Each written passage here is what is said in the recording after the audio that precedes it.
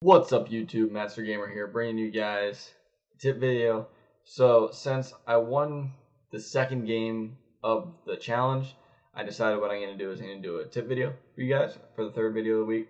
Well, third video in that sequence, so instead of playing the third game, I'm going to give you guys a tip video.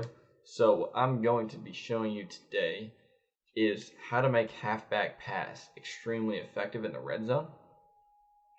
So we're in the Houston playbook today. So Houston offense. So if you're running the tight slots offensive ebook on Madden Daily that I got, or if you're in, I believe it is the Titans, Ravens, Patriots, and Run and Gun also all have halfback pass. There are a couple in eye tight, so it's slightly different, but it's not really too different. So the concept's still the same. So I'm going to show you guys right now kind of what makes it so good. And I've been using it all year for the red zone. It's where it's really good. So we're going to just do cover 4. We don't really need 2 controllers for this, just to show. Again, it's a quick little tip video. And I've really been liking this all year. One of the best ways to score in the red zone. So you call a halfback pass, and you cancel your drawback, and you just kind of scramble. Just run right in. It's that easy. So the timing's a little specific. You don't want to hit too fast, so you start kind of like dancing in the pocket. Let me see if I can show that here. You see, I don't really have control there. You just want to tap right trigger once, so just right here once.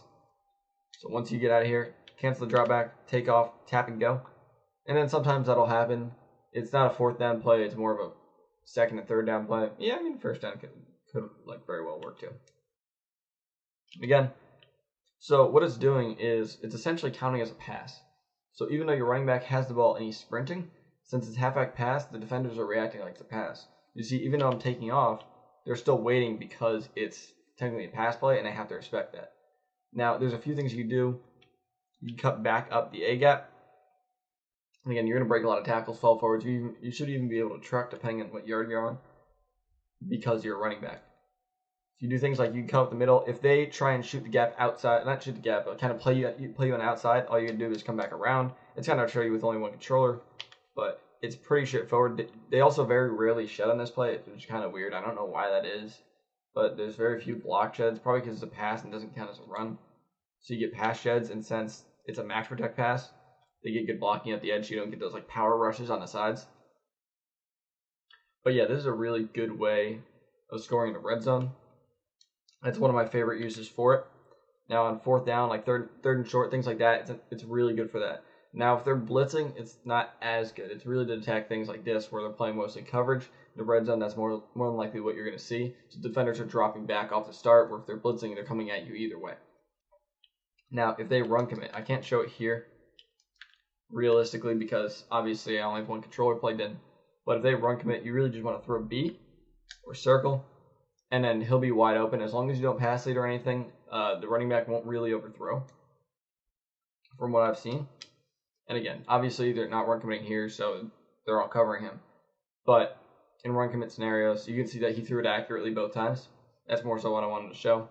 And again, you can do some cool things, like you can put this guy in a route, and like it'll pull out the zone, and then you're able to run over here. You can do things like that. There's a few different ways of messing with it, but really you can just run it stock. If you want the blocker there, then you can keep him.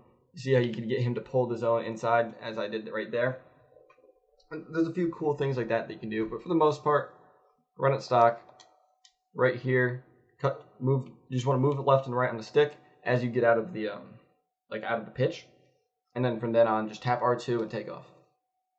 So I'll just show you a few more times. Of course, right there, get tackled at the 1, but But see, even there, like he doesn't really trip. I've noticed too. Which is kind of strange, but for some reason you get a lot of that where you kind of like slide, like shimmy through holes, I guess. I don't know how else to like explain it. You see how the, okay, I don't know how that, dude. That was weird. But like, let me see if I can explain it. So right here, you're going to see at the end, he gets those really outside and like angles. So that hole in the middle opens up completely. And that's kind of what makes this so good. So again, even if their user goes outside, so their user chases, you just cut right back inside, and of course the past 3 times again shed. But we'll just reblock the fullback, I guess. Yeah, right up that A gap, and you fall forward a lot, and that's part of what makes it so deadly. is right there. You'll fall forward because you're a running back, especially in MUT when you got guys like Bo Jackson, you got guys like Barry Sanders. You're gonna fall forward, break tackles a ton, and yeah, it's just a really good way of scoring in the red zone. Again, right there, broken tackle. So yeah, that's really it, guys. It's a pretty straightforward tip. If you have any questions, just again let me know down below. Ask me on Twitter. It's not a very complicated play. There's a few cool things like that you can do with, like I said, like putting this to it on route to kind of pull zones. So I'll just show you. I'll show you that one more time. So you see how he kind of pulls him in on that in route, and then that way you have the clean edge. If they're shooting on the inside, there's more so what you want to do. Or you can put them on like a drag and trying to trip their user, so like force the user to bump into the drag. That's another thing that you can do.